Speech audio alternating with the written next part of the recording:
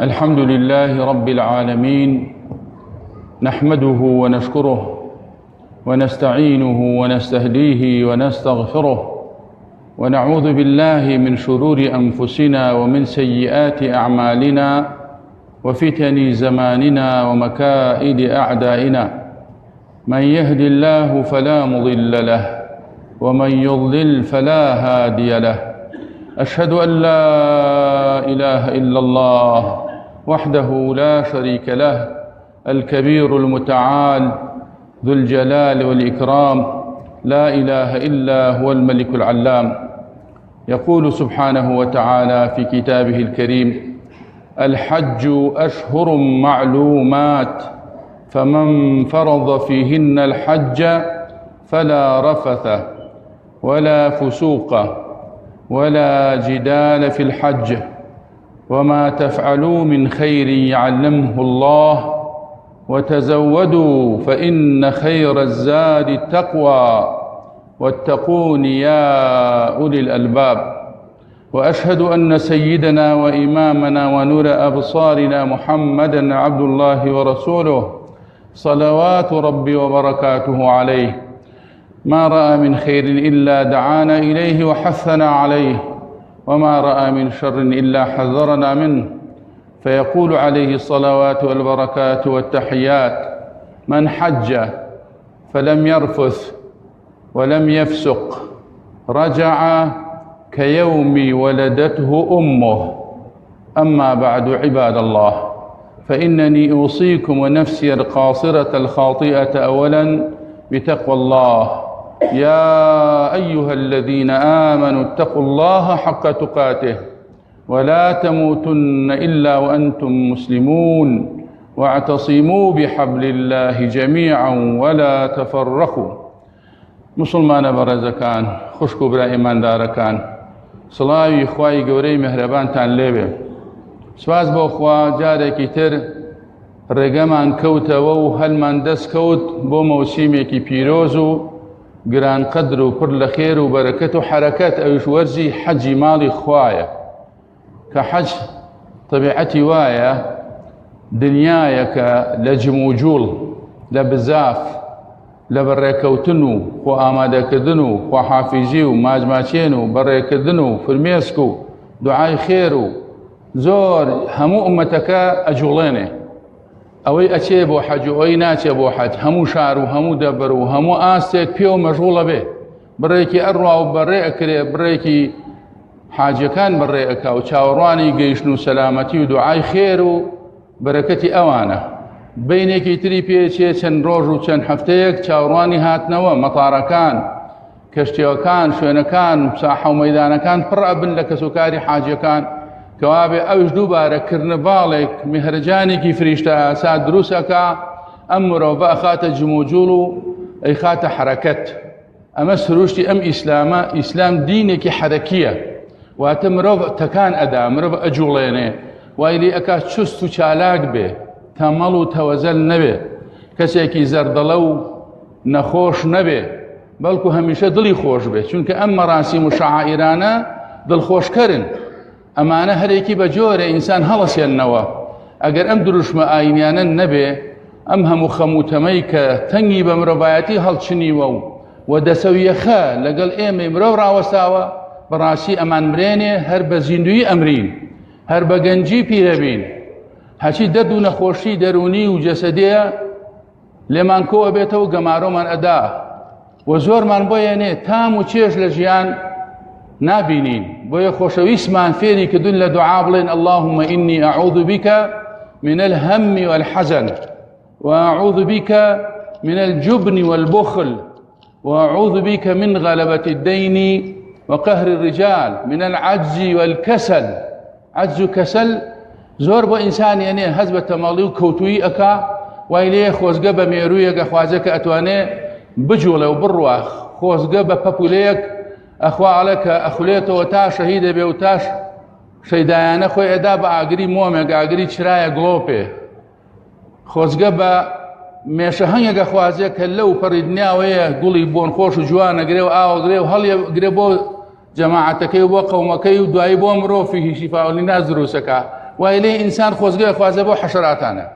وفعلا هي خلق كوتوه هرب بيري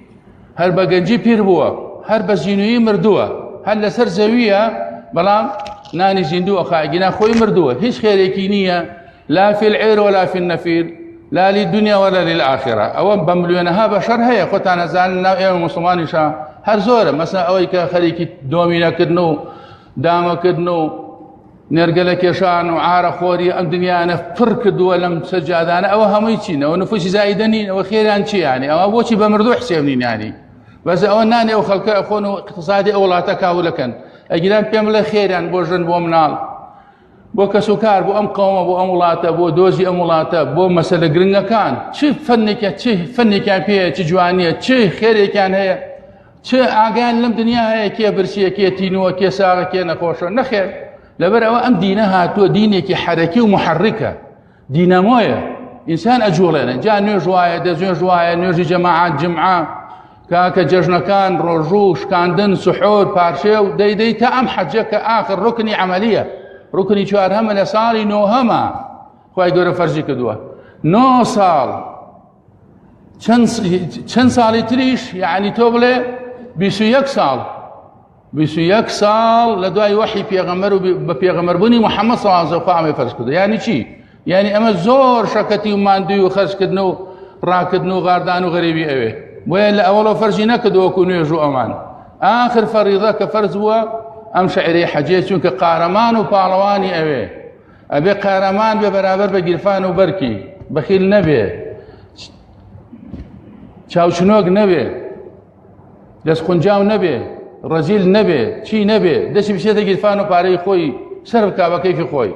ومن على كانوا بو خوي ايت ابي بالوان بي خلاص نبي عاجز وكسول بي وكردي برزكان اما كردي مسلمانيش همو ساله جروبيك كومل خوشويش وعزيز لخوشكان وبرايان وجنجان وبيران بريا كاين بو او كونفرنس جهانيه بو او لوي او يكل خطبه وجمعه وملاو مزغوت بيستويتي لي بشاي خوي بيبينه قال كلكم لآدم وآدم من تراب ببينه الناس سواسية كأسنان المشط ببينه كأو محشرك فعلا لا يجل ورقي سبيه ببينه لا يكسر قيل قل كزنيه او يتاج نجمي هبي فريداو او كومبانياو باروي هبي همي لما لو جهشتو او جني جوانو منالي جوانو في الله باخو باقاتي هبي همي وازه ناو كشتي تيك دوري كدو تشتكي تك خوايا ام دنيا ابينه دنيا كي غيري ام جنجال وقرمو قالوا دزبرين وباش خلدان وقزي كاري وشر كوتش وشر دنوك وشر برو شر سياسة وشر بارو وشر بارو او انا نابي دنيا كي تربينا نيبيني وبيشتر بلو انا يكم جاره لمالي درشويه بحياتي يكم سفره كدويتي سفرتي نكدو بيشتر لعمري يكم جاره ام جاي بين دنيا كي ام قومه ام رشا ام سفيه ام استجاجانا ام هم شعوب دنيا اللي يخربوته هم بشاي خوي ايبينه كانه شوته هم دنيا كانه شوته هر بيان شقاره كي دنيا هم بينيوا اتي بو شوينه كي رقوتق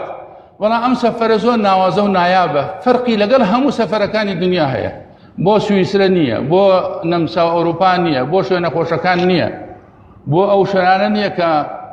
شويني قشتو گزارنو سند راكيش ودل رفينو وشي خوشي تيايا وفينك نولا بو شوينه كرقو تقوى فمن بواد غير ذي زرع عند بيتك المحرم وبو تجارته بارو رابادنو عقل خالق النو جيفان بطالك النو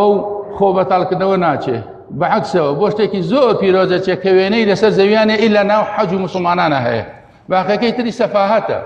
زرامت انا زانن بمليارها وبمليونها بارر صرف كانهم رفكانا لانهم مسلمان وغير مسلمان او تشبو السويد او تشبو انطاليا او تشبو نازانوكي او فر الدنيا وانيا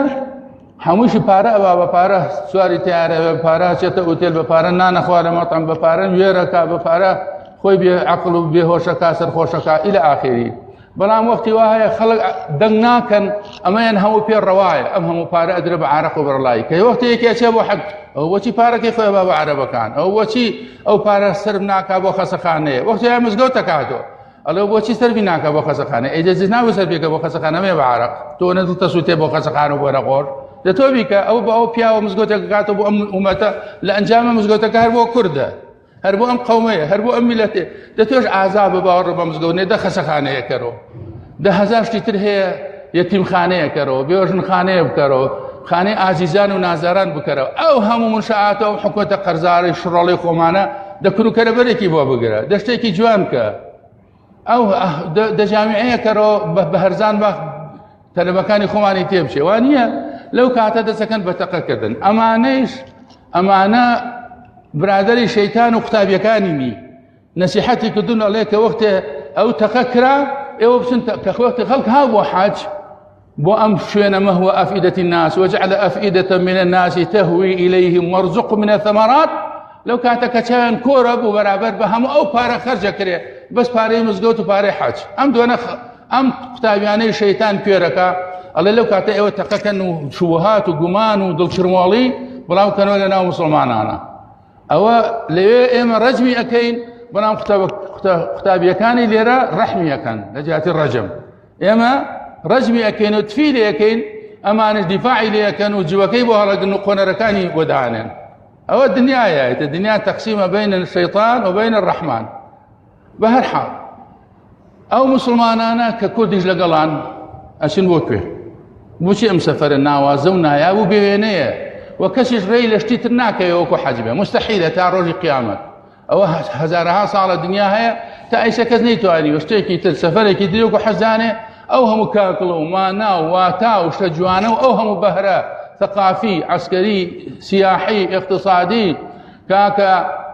ديني عقائدي شعائري او الى حاجه له سفرك ترو له هجه وزارك ترانيا كزي نيتواني شيك دابينه نزيكي حجبه هاد بحال حد شيء مستحيل شيء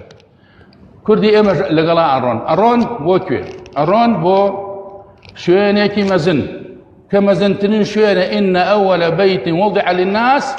للذي ببكة مباركا وهدى للعالم فيه آيات بينات مقام إبراهيم الرون بوجه زور مزن كلو مزن لو سر زويانية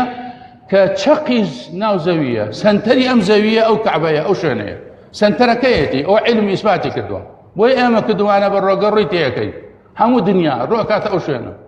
سنتري زوية وشنيكي مزن إيه بوما بس لكي مزن كرازكني خوايا كبپارو بزبانو بدلو بناخو بهناو بوجدان بهمو أندام مكانه بشعر وشعور علي لبيك اللهم لبيك لبيك لا شريك لك لبيك ناله بجي كورد بجي عرب بجي ألمانيا بجي أستراليا بجي فلان وبروخي فلان أوشت من على ناس خوتك عليه وأنا ناله بس باسي خوايا لبيك لا شريك لك لبيك أم خلقه هم يواعله اوي عرب اوي كرد اوي تي اقا اوي تي ناقا قشتي ام دروش ما عليه اوي تر عليه بجي المانيا او بجي ايطاليا بجي امريكا جهاني كم اوروبا جهاني دوهم خليج اوان بحر اقريان تيبل بيو باباركان بشبو كابرا شليسكا كابرا بزنسكا او اشتواني ليه باسي الله حتشي شيش معنى جمان يشتري بخاتي الله كاي وجهايكي مزن بولاي كسيكي مزن بو من بستيكي مزن وبولاي أستاذ وشيخيكي زور مزن كين أو أستاذانا بولاي سيشوار أستاذ يكان إبراهيم كبنيات نري أما عليا وإذ يرفع إبراهيم القواعد من البيت وإسماعيل ربنا تقبل منا إنك أنت السميع العليم أسن بولاي باوكي في غمران شيخي بالوانان وقارمانان وبتشكينان ئەوەی کە خەڵکی فێر کرد بتبشکێنن فێری حیوارکەن کە بڵێن مانگ و ڕۆژ بەکاری پەرستن نایە ئەسێر و ئەسارە بۆ پەرستن نایەوێ بەس تەنها خوای ئەوانەی دروست کردووە بەس ئەوە بۆ پەرستن ئەشێ ئەوە کی ئەم مرۆڤەی فێر کرد باپیرەی ئەم کوردانە کە ئیبراهیمە باپیرەی ئەم محەممەد ڕەسوول الله و براکەی ئەم محەممەد ڕەسوول الله کە ئیسماعیلە ئەچن بۆ لای سێ کەسی زۆر مەزن بۆ لای شێخی ئەنبیا ئیمامی بچکێنەکان کە إمامي آزادي خوازان وما پروري مروفان إبراهيم ولاي كرة صابر قانعكي كوتي كمن صابرم من شرم أبري أم دي ببردا شيم لي أكي من بدي خوام ومطيعي توم شو كأمركي توبو خوايا افعل ما تؤمر ستجدني إن شاء الله من الشاكرين من الصابرين باشا أو حليم وعليم وشاكر وصابرا أشين بلا إسماعيل أشين بلاي قورترين جن لم يجوا قورترين جن بامتياز كهاجر خاتونا أو جن مزنا كجني فيري خانمايتي فێری ماڵ پەروەری، مناڵ پەروەری، مێرد پەروەری، پەیام پەروەری، عاشقی جوانی و عاشقی خوا، ئازایی و قارەمانی و پاڵەوانی کە خۆی بگرێت لەبەر برسێتی و تونیەتی. کەسێک کە دایک و باوکی فێرکە چۆن خەباتەکەن لە پێناوی مناڵەکانیانە، لە پێناوی جگەرگۆشەکانیانە کە بە حەرەکە و سەعی ئەو شەعیرەیەکمان هەیە لە شەعیرەکان پێوتە ئەسەعی بەینە الصەفا والمەروە. کێ دایناوە ئەوە؟ چۆن خوا کردی بە دروشم بۆ پێغەمبەر صلى الله عليه وسلم، بۆ سەحابە ئاهل البەیت، بۆ هەموو مسلمانی، ئەم هەموو عولەما و کوبەڕا و سوڵەحا هەمووی ئەڕوا ئەبێ گشتی شوێنپێکانی ئەو ئافرەتە هەڵگرێواتە بێتە شاگرد و قوتابیەکی خاکی و متەواضعی هاجرە خاتون. ئێمە ئەچین وەلای هاجرە، ئەچین بزان چی کردووە، بزان چۆن فێری کردوون جگەرگۆشەکەمان نێڵن تینووی بێت، پاڕێن و ڕاکەین، حەبە حەبەشەین، خوایە چی بکەین، چۆن ئاوی بەپەیاکەین. ئەو هەموو غەممە کە ئەبێ باوکودایی غەم و هەمی مناڵیان ئاوا پەرۆدەیکەن لەسەر دین و ئەخلاق و ڕەبطکردن بەخوا بە ئاسمانەوە. ئەچین بەلای هاجرە خاتون، ئەچین بەلای ئەو ئیسماعیلە کە بە کۆرپەیی معجیزە بوو، بە مناڵی عەجایب بوو، بۆ هۆی زەمزەم ئاوی قاچەکان و چنگە کوتێ و لنگە کوتەی ئیسماعیل گیانە. ئەم هەموو ملیۆنەها تەن و ملیۆنەها بتڵ ئاوی لێیە بەرەکەتی حەرەکەی قاچەکانیەتی. تەسەوورکە ئێمە بۆ ئەو شوێنە ئەچین، ئایا لە نەمسا، لە سویسرا، لە لوبنان، لەوێ ئەو شتانە هەیە ئەم باس و خواسانە؟ یا ئایا ئینسان نەقسی ئەو شتانە هەیە کە لە سویسرا و لوبنان و نەمسا ئەمانە هەیە؟ نەخێر، نەفسی ئەم معنایانە هەیە، پێویستە بۆی ئەو معنایانە فێر بین. لە مناڵ کە ئیسماعیلە فێر بین، لە دایکی فێری سەعی بین، فێری فرکە و ڕاکردن و کۆڵنەدان، بەرخۆدان، دیفاع لە قەضیە، لە وڵات، لە نیشتمان، لە ژن و مناڵ و خێلانە و خێزان. بيت المودة والسكينة والرحمة، قوا أنفسكم وأهليكم نارا. فێری ئەنگە سەگەورانە بین. خەڵک پێویستی بەوە هەیە لە جامعات و لە معاهید فەنی و علمیەکانە، لەوێ ئەم شتانە هەیە، لە ئەوروپا ئەمریکا هەیە، لێرە و لەوێ هەیە، بەس لەوێ هەیە ئەم دەرسە گەورانە. بۆی ئەبێ هەموو کەس قوتابی بێ، ئەگەر جەنراڵە، ئەگەر پرۆفیسۆرە، ئەگەر خەبیری عالەمیە، ئەگەر دەوڵەمەنە، ئەگەر هەژارە، ئەگەر نێرە، ئەگەر مێیە، هەمووی ئەبێ قوتابی بێ لەو دەورە، ئەبێ دەورە ببینێ، ئەبێ شوێنپێکانی هەڵگرێ. لەکوێ هاجرە خاتون هێور ڕۆیوە، هێواش ڕۆیوە، ئەبێ هێواشی کا، لەکوێ غاری داوە بە عەجەلە ڕۆیوە، ئەبێ ڕاکە. ئەوە سەعیەکەیە بۆ ئەوی دوایی ئێمە هەموو حیاتمان سەعی بێ کە گەڕاینەوە، سەعی بێ کە گەڕاینەوە، نەک وەکو هەندێک کەس بەداخەوە مەخابن بە جانتای پڕەوە دێنەوە، بەڵام بە دڵی بۆش بە مێشکی خاڵی بەداخەوە. بۆیە ئەمە ئیسفادە لە جمع و جەماعات و لە حەج ناکەین. ئەگینا والله العظیم جمع و جەماعات، ئەم مزگەوت و دینە، ئەم ئیسلامە کە دینێکی محرکە، دینێکی منەشطە، دینێکی عیلاجە، منعیش ئینسان ئینعاشەکە. ئەگە ئێمە ئیسفادەمان کردایە لە فەلسفە و ناوەڕۆکی ئەم دینە، هەمومانە بووینە پڵم و شێری خوا. ئەوە گێژوێژ و نەخۆش و دەرغەزار و دەردەدار نەئەوین جوولەکە و گاور و سەفەوی و سەلیبی دیاریمان پێکەن بە نەوتمان، بە دینمان، بە ژینمان، بە ئەخلاقمان، حتا دەست بدەین بۆ هەر شی ئەوان ئاگرمان تێبەردن. بڵێن نەخەین، بەدەستی ئێمەیە، بە ئێمە بڵێین ئیستیفتاکەن و ڕفراندوم بکەن و دەنگ بۆ هەڵبژاردن بدەن و ئەمانە. حتا وای لێ کردووە ماڵەکەی خۆش دەست ئەوانە، مناڵەکەت لە ڕێگەی ئەنتەرنێت و کۆمپیوتەر و ئەم فەیسبوک و تەڕەماشانەوە مناڵەکەشیان لێ داگیر کردووی، بەگوێی ئەوانە کە بەگوێی تۆ ناکا. ئەم ملەتە ئەبێ زینۆ بکرێتە جارێکی تر، بەم حەج و دینە زینۆ ئەکرێتەوە. بۆیە بەڕاستی دشمنانی دین لە دەرەوە لە ناوەوە هەموو دەرگا شەڕەکان ئەکەنەوە، دەرگا خێرەکان داخەن، ئەزان دەنگ و باسی ئانە میلەت و خەڵکشی گێژ بێ وەکو خۆیان کە بێفرۆشن و برشیکەن و تینویکەن، کەس دەنگ نەکا، نووزەی لێوە دەرنەیە. ئەگەر ڕۆژێکیش تووڕە بوو بۆ گیرفان و بۆ نان، بۆ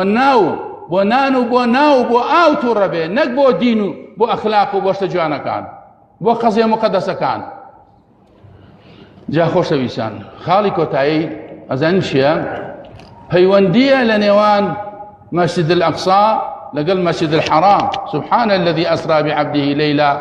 من المسجد الحرام إلى المسجد الأقصى. خوای گەورە ڕایەڵێکی دروست کردە لە نێوانی ئەم دوو پیرۆزیە، ئەم دوو پیرۆزەدا، ئەم دوو مزگەوتەدا، ئەم دوو شوێنە گران قەدرەدا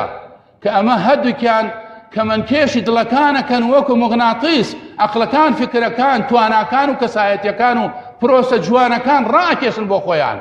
خەڵکۆ ئەکەنەوە، جامعن جميع عقلەکان و دڵەکان و تواناکان و تااقاتەکان و کەسایەتەکانن. بۆیە کە وەختێ هەر وەختێ یەکێکیان لەم دوو برا، لەم دوو ئازیزە، لەم دوو ڕفێقە، لەم دوو برادری قەدیمە جديدة هەرێکیان کەوتە خەتەر، ئەویشان لە خەتەرایە. ئیسە فعلا مەسجد الأقصا لە خەتەرێکی بێوێنەدایە کە وەختێ ترامپی نامبارەک بەخۆی و عەقڵە بزنسەکەیەوە هات، بەخۆی و عەقڵە سەلیبیەکەیەوە هات، بەخۆی و عەقڵە ئیستیخفافەکەیەوە هاوی کە عەرەب بە عوربان و بە شوانی حشر و مەڕوبزن ئەزانێ. فعلا وایان لێکردون چەند ساڵە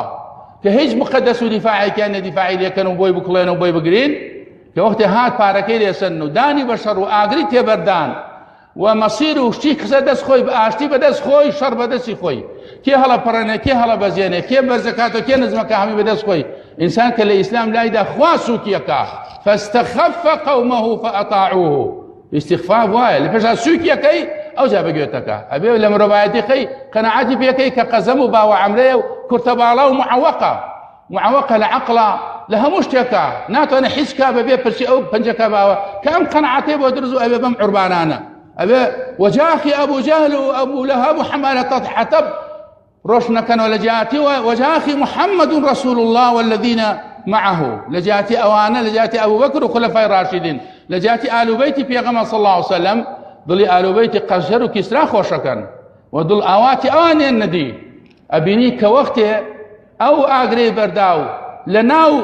پیرۆستترین شوێنە کە سعودیەیە، هات ئەو خەڵکەی کۆکردو هەڵی پەڕاندن بە کەیفی خۆی. لە خۆشی چی هەڵپەڕین؟ لە خۆشی ئەو هەموو پارەی کە لێی سەندن، لە خۆشی ئەو ئاگرەی کە تێی بەردان دوای خۆی و ئەو شەڕێش بە کەس ناکوژێتەوە مەگەر خۆی بکوژێنێتەوە. لە خۆشی چی هەڵەپەڕن ئەوانە؟ لە خۆشی چی؟ مەسجد الأقسایان ڕزگار کردبوو، فەلەستینیان ڕزگار کردبوو، هات قەناعەتی پێکردن ئەوەی دیفاع لە فەلەستین کا وەکو غەزە و حەماس و ئەمانە ئەوەی ئیرهابیە،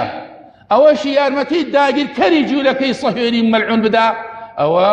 ئەو مافی مرۆڤە، ئەوە قانونی و ئەوە نیشمان پەروەرە و ئەوە وایە زۆر عەجیبە. ئەو خەڵکەشە قەناعەتی کردووە هەر کەسێ باش بە دیفاع لە ماڵ و زێد و لانەی خۆی کە ئیرهابیە. هەر وەختە ویستیان بە هەر کەسی ئەڵێن عولەماکان ئیرهابین، پیاوە باشەکان، ئەوەی کە بەبەرد دیفاع لە غەزەکەی خۆی ئەکا، لە ماڵی خۆیە ئیرهابیە. ئەو جوولەکەی کە لە سویسرا و لە ئەڵمانیا و لە ئەوروپا و لە ئەمریکا و لەو پەڕی دنیا و لە ڕەش و سپی هاتۆ خاکی داگیر کردووە، ئەوە نابێ بەردی تێبگری، نابێ هیچی پێ بڵێ یاخۆ ئەبێ گوڵبارانی کەی نەک گول لە بارانی کەی. تۆ ئیرهابیت. ئەم عەرەبە هیچ و پوچانیان قەنەعەت پێکرد لەبەرەوە ئیسە کە ئەبینی مەسجد الأقسا و خەریکە ڕخێنن، نەیانن ساحێبی ماڵەکان خەڵکەکەی قودس نوێژی تیا بکەن، ئەبینی لە دەرەوە نوێژەکەن، ئەبینی ئەو هەموو ئەمجا ئەبێ کامێرە دانێن، ئەمجا ئەبێ نازان جیهاز دانێن کەشفی کامزانە کێکی پێیەکی پێ نییە، لەژێر کۆنتڕۆلی جەنابێنەوە. ئەمجا ئەنجامە هەر وەختە ویستیان زروفێکی ئاڕ دروست بوو، ئەمجا بیر ڕخێنن، ئەمجا بیر ڕخێن بیکەنە سەنەمخانە، بیکەنە بتخانە، هەیکەلێکی لە شوێنە دروستکەن بە ناوی هەیکەلی سلێمان و داود و نازانم چی. ئەمجا بزانن نوزەیەکیان لە دەرەوە دەرنەهاو. ئەو هەموو عالەمی ئیسلامیە کڕ و مات و بێدەنگ وەکو ئەصحاب القبور نەک ئەصحاب القلوب بەداخەوە. ئەبینەوە خەریکە ئەی ڕخێنن مەسجد الأقصا، ئەو پیرۆز، ئەو ئولە القبلەتین پێشی کەعبە ئەو قبلەی ئێمە بووە، وثالث الحرمين مسرى رسول الله، وشوێنی هەموو پێغەمبەرەکان کە کتێب هاتۆتە خوارەوە جبریل بۆ ئەم شوێنە هاتووە کە پیرۆزترین شوێنە دوای کەعبە. ئەو خەریکە تێکی دەن و ئێڕوخێن و بە دارچاوتانەوە ئەو هەموو خەڵکە ئەکوژن، ئەو هەموو خوێنە ئەڕێژن، ئەو هەموو سوکایەتیەکەن بۆ شوێنە پیرۆزە. فەرموو ئەها عەرەب مقدەسی نەما. ئەزانی چۆن عەرەبیان بەزاند و چۆن دۆڕاندی، چۆن خڵەتاندیان. وتیان ئێوە خەریکە عروبە بن، وتیان ئێوە عەبدولحەلیم حافظ و ئوم کولسوم و فەیروزتان بەسە، ئێمەش کەنیسە و ئیسرائیل و ئێمەش تەورات و ئینجیل و شەممە و ئێمەش کڵاو و زولفی درێژ و ڕیشی عەجایب و غەرایب کە لە شەیتان و جنۆکە نەبێ لە هیچ ناچن. ئێمە بە دین و ئێوە بێدین،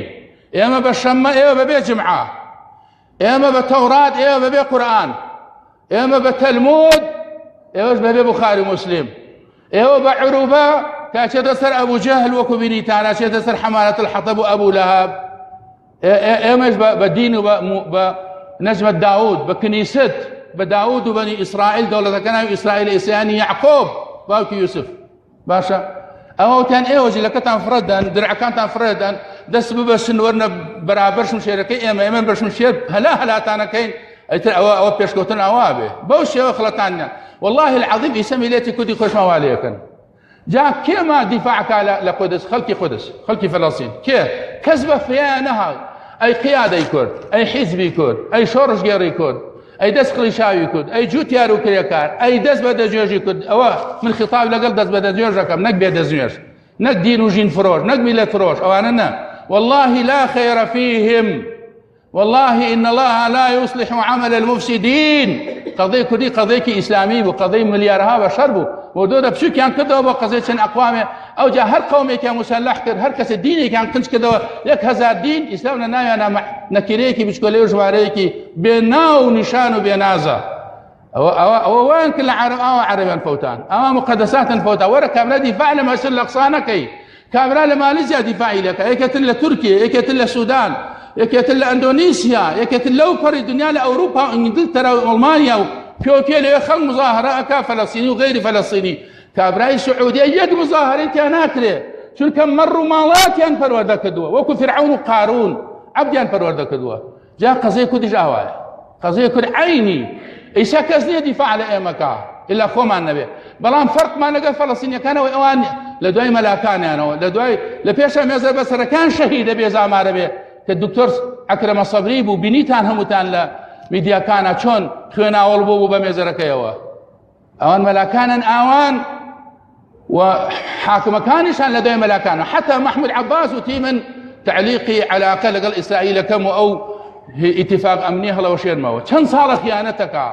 ياسر عرفات ينكش شنك توزي غيرتي تابو ام خائنانش ناشر بقهر شعب اذا الشعب يوما اراد الحياه فلا بد أن يستجيب القدر لنا شارع ونرتيان إمجين ميدانا أي كرد أي شعبي كرد أي نوسري كرد أي روشنبيني كرد أي حزبي كرد أي قيادي كرد وزيري كرد برلمانتاري كرد دفاع المقدس أواكره بهوا نبي أمريكا ضل في خوش نكي روسيا وإيران وترك ونازم كي ضل بوانا خوش مكة ضل بدسو بازوي أو جنزة بدزانا خوش كا أوي كشاخ وشاريان بيني أوي بكل مرقي أجي ورازية أوانا كسري خوي هم ناقري يجي خوي بخيم كينو بيت خوراكي ماسي ولي كنيسة كان باوشي بوق نبي كان بمسيحي وقابرو كافري كان ديني شي بروا ديناري شو دنيا شي بروا فش بوانا بسن أبي إما دفاع لك قصي خومان كين إتأمل لملي قوماوي تر هيا كابرا ولا من أبي إما سرب خوي بدس بيني إما بينا جماري بينا آلاء خانة ولانا وقاسو كاسي خومان هبي خوي كردك بلا من كمبيني لي أقرم نابي كمبيني ودا أنا مخلكي لكو كموقع سدسي أشكان أو دمي أشكان أو داني أشكان كباسي سرب خوي في رفراندوم مشتركات سيرك شون لما قوماوا غرب أواك لخلق توازني خلق أقو جينا وحتى حزب حكمة كانش ده صلاة كانش خلق أقو جين توازن خلق برودة كان قال برعانا خورو جادكي وترخانة كان يرقلب كيشا تلياكي شتياكا وآسان يكا حمايش يكا إما قو جان دنيا ده تو ما ده خلق أقو جيني ده زاني أبي دعاي بي بقرز القط وزقنا موت وبشبه قروتا أبي بيتا قنبلو بتقيتو بقاسو دسا وقاسو دسا وببره أبي بتقيتو بتشاو تاو شكور به أبي بخون خيالش أو اشتنبيني أبي كيف بيبيني بدزوج الشيخ كان بيبيني شو كعلاي كرد دايتي ومردايتي لأصلا بدسي بدزوج كان الشيخ كان ولا كان بوا كان نقرته لا يصلح آخر هذه الأمة إلا بما قد صلح به أولها أولا كيف تشيش أقوى مشور شكو دسي بدزوج الشيخ وملا بنانو بياس بساور بوانا دسي بياك دو إذا بمرزله وأمهموا في الله وباركو قصر قصور وحماية وديوار وتتان كدوا إيوا أتوانا أمش قضية بيروزة بكان والله إيوا خونو خيانة بيودا خوني حوشتر برام داخي أمالي إبراهيم شيء كين بيكتري كابراشتي باش عليه مشروعي همو معنا خونو خيالي همو باو بيركان معنا روجة لروجان شيخ وملا ومردوكان معنا روجة دوان اختلافي نبو بلا آية كل دولتي هبي عنا أبد إيسا مشتمر معنا لسر أويش معقولة إما ثابتك مع النبي بيروجيك مع النبي أو مسجد الأقصى فلسطين كان يقص لدرو لناو توانيان قبوزي نتنياهو بشكينا توانيان بورتي ترامبو همو الصفوي والصليبي والصهيوني بشكينا باشا أو إذا الشعب يوما أراد الحياة باشا أما أويتر يعيش أبد الدهر بين الحفر هر کەسێکیش هەڵ اقتحام نەکا و دیفاع لە خۆی نەکا و میلەتێکی نەبێ دیفاعی لێکا و میلەتێکی نازداری تێر و تەسەل و هۆشیار و بێداری پەروەردە نەکە میلەتێکی سەرخۆش و نێرگەلە کێش و بێبەندوبار و کافتریا ناس و خوانە ناس و مزگەوتە ناسی پەروەردە کردبێ ئەبێ ڕۆژێ ئەو میلەتە وەکو ژەهری مابچە بە گەرویا بیخنکێنە و بیکوژێ وەکو مار و عازە پێوە بدا ئەبە ئاڵەتە گردنی دەفەرمەوە دەرس وەرگن لە مەسجد الأقصا چونکە ئەبێ میلەت مقدەسی هەبێ چەند کڕ و هاوار و ترک نرکە و ناڵەمانتر وتوان ئاوڕێ بدەنەوە لە ئیسلام لەسەر مستەوای حیزبەکان و حکوومەتەکان لێ مەگەڕێن بۆ چەند شێخ و مەلایکی قوربەسەر و چەند لایەنێکی ئیسلامی لێ مەگەڕێن بەوە ئەو ئیسلامە زۆر گەورەیە ئەبێ حکوومەت تەبەنی بکا ئەمە دینی هەموو حیزب و لایەنەکان و هی هەموو شێخ و مەلا و هەموو ڕەنگ و ئاڵاکانە ئەبێ هەمومان دیفاعی لێکەین دینی مەلایەکی قوربەسەری بێ پەڕوباڵ نییە ناوێرێ فزە بکە 1001 کامێرەی لەسەر و 1001 محاقەب و محاسبە یەکەن جا لەبەر ئەوە ئاوا ئێمە ئیسفادەکەین هەر کەسێک قەزەی نەبوو خۆشی نییە هەر کەسێک پیرۆزی نەبوو خۆشی فەوتاوە هەر کەسێک پیرۆزیەکی نەبوو مردنی باشە لە ژیانی و ئەو ژیانەشی ژانە نەک ژیانە و مردنە نەک حیاتە یا ڕەبی خوا بخاتی ناوە پیرۆزەکان ئاخرمان خێرکە ڕوومان کەرە خۆت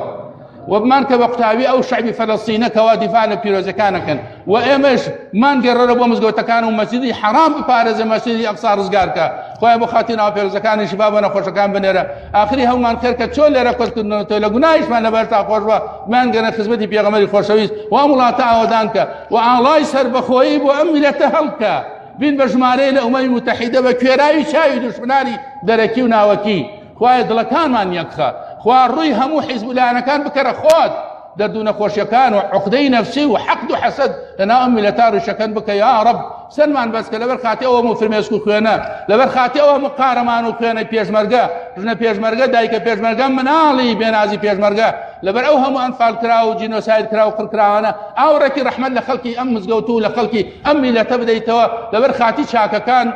خوش بلا خرافكان يا رب أعوذ بالله من الشيطان الرجيم ربنا آتنا من لدنك رحمة وهيئ لنا من أمرنا رشدا اللهم آمين